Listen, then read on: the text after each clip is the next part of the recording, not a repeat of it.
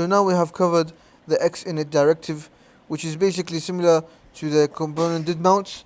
If you basically work with React, you would know component did mount is pretty much just like x-init.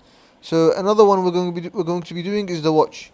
The watch is kind of similar to render, because whenever the state changes, like the render I'm referring to is in React, whenever the state changes, the render is called.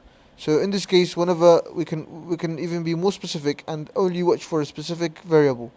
So let's actually use this. We can use this inside even init. So when the element is initialized, we can start listening for a specific variable. So let's actually use this watch and let's put it to action. We can simply do this by having a div. So let's make a new div now, and let's give it x data. And inside this x data, we will set a variable called open, and let's set this variable to be false. And inside this, so we're also going to implement the x-init. So this function is called whenever this div element is initialized, and as soon as it's initialized, we want to watch for the open variable. So as you can see, we have declared an open variable inside the x data, and we have set it to false. We have initialized it to false basically, and now we're watching for any state changes for this open variable. So if it becomes true, then we would get a callback. So let's go ahead and do that. So inside the watch, let's put in the variable that we're listening for, which is open, and then we will check the value for it. So we will do value, and then we'll use the arrow function, and we can so we'll do console.log. We'll console.log this value first of all. So now let's actually make a button that will allow us to change the open state. So we can basically change the value of open inside x data. So we can simply do this by on click.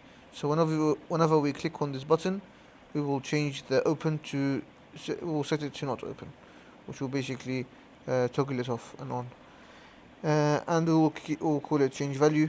So now if we click on change value, then we would get the open to change. So as soon as the open value is changed, then we will console.log it, as you can see from the init, and the watch will basically listen for this change and show it for us using console.log. So there's also another directive which is called x-effect. It's very similar to watch. The only difference is that watch is quite lazy and it won't run until the first data change, and x-effect has no knowledge of the previous value. So watch will track the previous value and the next value, and we can simply do this by having previous value and next value. So instead of having just value, we can have both values. So value and old value. Sorry, the second one is going to be the old value. The first one is the new value. And if we console.log both values, we can see that. Let's console.log both values, and let's try it now. As you can see, before it was true and now it's false. If we do it again, before it was false, now it's true. So that's very clear. And with x-effect, the thing is you have no knowledge of the previous value, so you only know the current value.